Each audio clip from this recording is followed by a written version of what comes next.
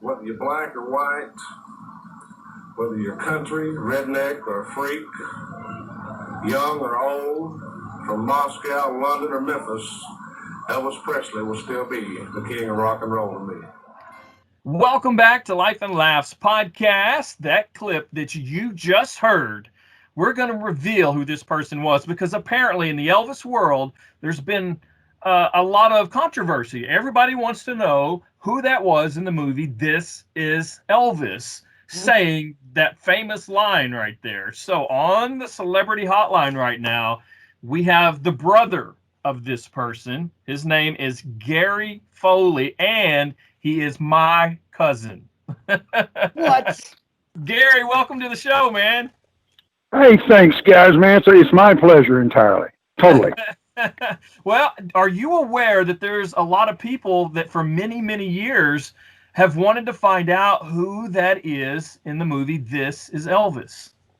No, I had no idea. When the movie first came out, my daughter, who is now, well, I'm not going to say, she'll kill me, but she was at the movie with her boyfriend at the time, who became her husband, and that scene came on, and she freaked out. She said, really loud from what I heard, "Oh my God, that's my my Uncle Phil." And so she just went nuts. So I called, she called me after the movie. I called Phil, and he was not aware of it at all.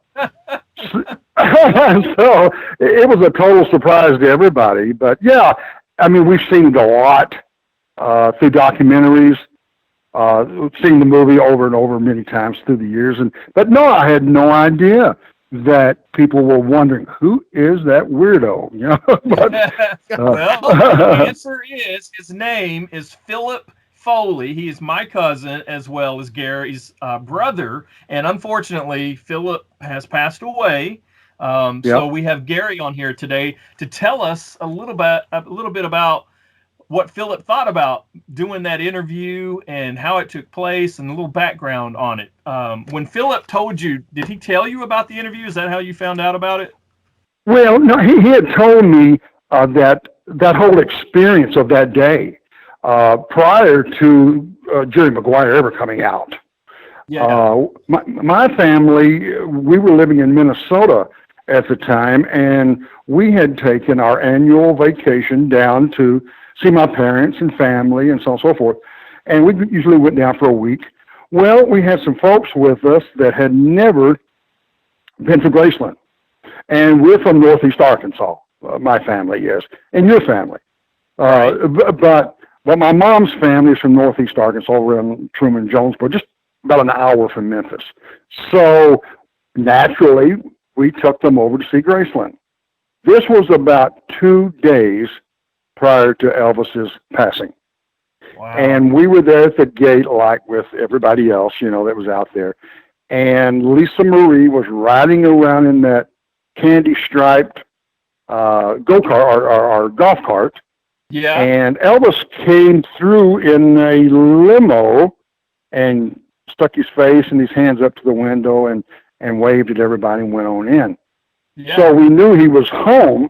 But then we get back to Minnesota about, I want to say a couple of days later, and late in the afternoon, I get on the news, already popped up, special report or something, Elvis had passed away. And, what a shock, to me personally, to the world, and so then Phillip, of course, being a rabid Elvis fan.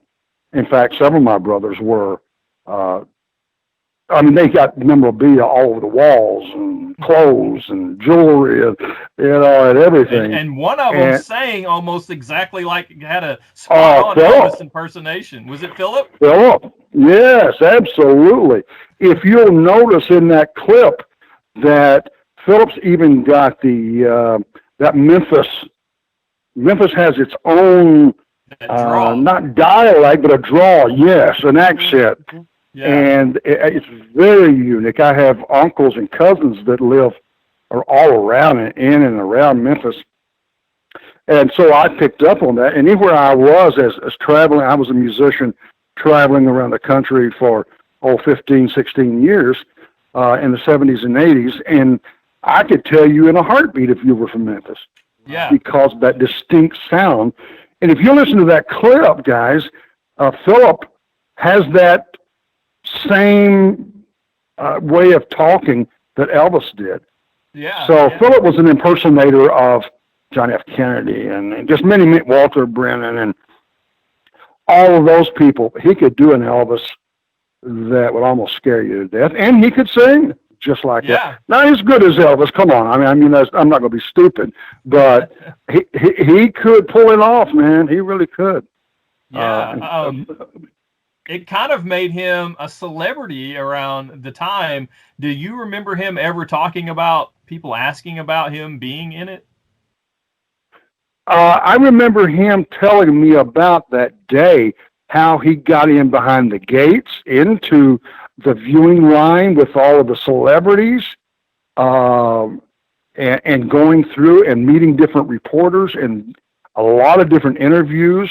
He was invited to a variety of events because he had that charisma about him. But yeah, he was humbled by the whole experience, but he was not one to pass up an opportunity either. So, yeah. But he was, I mean, those were, for an Elvis fan, those were precious moments, and he treated it as such. Very reverent. He went back and got to see a lot of things and so on and so forth. But he was very grateful for that opportunity that was presented to him just by being where he was at, being who he is, personality-wise, and people liking him and picking him. But to have any idea that it would grow into what you're describing to me as people being very, very, very curious about this person, he had no idea that would ever occur. And he passed away, I don't know, 5, 6, 7, 8 years ago. And he was still in awe about that whole thing. But, major Elvis fan. Yeah, how cool is that too? Because you mentioned earlier, I didn't realize that he was in the movie. That little clip was even in the movie Jerry Maguire with Tom Cruise. And I was watching it, and it's in the scene where the other sports agents are standing around. I don't know if they're at a party or something, and it comes on in the background, and I'm like, "That's my cousin. That's Phillip." That's the one that my daughter saw. Same one, and she reacted the same way. You know, said, "Oh my God!" on this big screen. You know, at the theater. That's my uncle. Yeah. And we had no idea. I had seen This Is Elvis several times when I was younger, but I guess that I was so young and that I wasn't paying that close attention that was Phillip. And I felt like it took a good 10 years probably after it had been out before I realized, that's who it was. And in fact, I think you may have been the one to tell me. I probably, could be. Yeah. And so I was just blown away. Yeah, like all of us, we change over time. Over the years. And he, as you get older, your nose gets bigger for men. Your nose and your ears get bigger. His hair started going away a little bit. I don't want to paint a picture, a negative picture. But, he put on weight like Elvis. And, man, he could do an impersonation of Elvis. And in fact, guys, I tried to get Phillip to come out and go on the road with me and feature him a couple of 10 or 15-minute shows throughout the evening, and we just never got it worked out to where we could get that done. I wish there was some recordings of Phillip singing Elvis songs or anything that I could send, because I heard him I remember one time in person, and I think it was around when our grandmother, our Grandma Foley, had passed away, and all the guys were there together, and I remember him singing a little bit of an Elvis song. I think, if I remember right, it might have been you. A couple of people joined in kind of in the background a little bit, and it was I was like, wow, that was I started doing the stamps, oohs and ahs and harmonies and stuff, you know. Yeah, we would, and when the four of us got together, I'm telling you, it was a riot. I mean, it was, because Phillip was so hilarious and quick with it. Not a Robin Williams, but in that vein. Mm-hmm. Yeah, yeah. Certainly in that vein. He could have went on and did some great things if he'd have just made the attempt. He did some stand-up over in Siloam Springs at one of the country shows back in the 70s, late 70s and into the early 80s and stuff. And but he just didn't, to make it big, you've got to go at it hard, man. You got to sacrifice. And you got to really go at things, and unless you just get darn lucky, and that doesn't usually happen. But go ahead. Well, I was just going to say, our whole side of that family is very talented, including yourself. My mom was a singer. I mean, our uncles and some of our aunts were singers, played played many musical instruments, just like yourself. Yep. You're in a band yourself, I believe. I did a lot of recording studio work, a lot of vocal work, a lot of drum work, and I did some in Nashville in the early 70s. I did the majority of mine in the Twin Cities for publishing companies, doing demos, and then playing clubs and stuff at night. And then, like I said, I traveled all over the United States and Canada for all the better part of 15 years until I started having a couple of children. Then I said, it's time for me to settle down, use my degree, and I did. And I had a chance to go back to Nashville and do demos over there, but I just decided to try to be a dad, and be there for the kids. And so that's what I did. And now I live in Branson, Missouri now, and I've got a bunch of good friends that are pickers here, and they're trying to get me to come out of retirement and do some things. And, I'm contemplating it, and we'll see what happens. But it's, my time has passed. Now it'd just be for fun. For the love of the I'm an old man. I'm an old man now, so. Well, I'm a musician. I'm a musician also, and I can tell you that's it's always for fun, and now is a great time. When you say picking, are you a bluegrass picker, flat picker, or just? No, for me, no. I did the bands I worked with. We would do anything from old country, new country, southern rock. Even back when I was playing, we do Steppenwolf to, whatever was current, depending on the crowd that we were playing to. Blues. I'm a big blues fan, and in fact, I go to Beale Street 2 or 3 times a year and just hang out, and listen to music and stuff. Nice. And but no, as a musician, you know what I'm talking about. Mm. It never leaves you. It just simply never leaves you. No, it doesn't. There's a high that you get from playing music that, a clean high. It's just, there's nothing better. It's just nothing better. I always call it, it's a gift from God. First, it's a gift to you, and then it's a gift through you. As you first start, it's just a gift to you because it sounds like noise to everybody else. But then at some point, it becomes a gift through you to other people, and it always stays a gift to you. It is. I'm gonna tell you, I'll be 71 in November, but I still have black hair. That's amazing. My mom had black hair at 72. But anyway, it's a gift that just keeps on giving. I can still play. I can still sing. I still have the vocal energy, and it still brings me as much pleasure. I was doing regional casinos up until spring of last year with different groups out of Branson and stuff. But as a drummer, man, it just got to be too much work for one night. Just way too much work. Yeah. So I said, no, guys, I still get calls occasionally. No, man, you need a young guy for that. Right. Totally. Those amps have wheels on the bottom of them. Those drums, it's a little harder. Oh, yeah, that's right.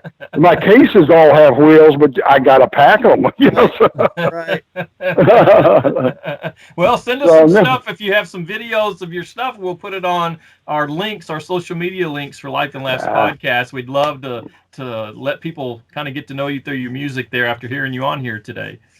Well, I appreciate that, guys. I don't think I have anything. I have some old audio stuff from the days I was doing demos, and a couple of groups I was with, we cut albums and stuff like that, but nothing did anything, you know. Yeah. But no, those days are totally gone for me. But I am putting something together with some Branson pickers just for a local dance, Saturday nights, that kind of thing for the tourists and for the locals. Just for me to get out and play and sing and goof off and have a good time. Yeah. Yeah. Yeah. So, well, it has been awesome catching up with you a little bit and hearing the story about Phillip. We can now announce that it was Phillip Foley in the movie This Is Elvis. And, you know, I will tell you this, that when I posted that video clip, that one of the Sirius satellite Elvis radio DJs posted it on theirs and was like, we finally know who this was. And then it was post after post after post saying, oh my gosh, you finally found out who this is. I've been wondering all my life, you know. And so isn't that amazing? Now everyone knows amazing. that was Phillip Foley, our cousin. Yep. And he would have had you guys cracking up big time doing an interview with y'all. He would have, you would have loved it, man. He was nuts. Yeah. Just think if he was here, he would be so famous from being in that movie, because nowadays anybody that was associated with Elvis is automatically this superstar type person, you know. And so he would have been, I can see the biggest celebrity showing up at all the Elvis events and everyone taking pictures with him. Yeah. He would have eaten that up, man. That would be right down his alley, man. I tell you, he would have thoroughly enjoyed that, and he would have entertained. He had no hesitation or reservation about just breaking into an Elvis anywhere, anytime, in a grocery store. It didn't matter. In the mall, he'd just do it. He was that kind of a personality, bigger than life. And I got him in sales a long time ago. And he would do that during sales presentations and all kinds of, and people loved it. And he turned out to be a very good salesman as well. Yeah. Thanks, guys. Well, I wish I would have had the chance to know him better than what we did, because we lived in different areas and everything. But I'm so thankful that he's part of the family and that you were here with us today. And I got to tell you, you want to hang on, because coming up on the Elvis series finale, we have the stepbrother of Elvis Presley. His name is Billy Stanley, coming up right after the break.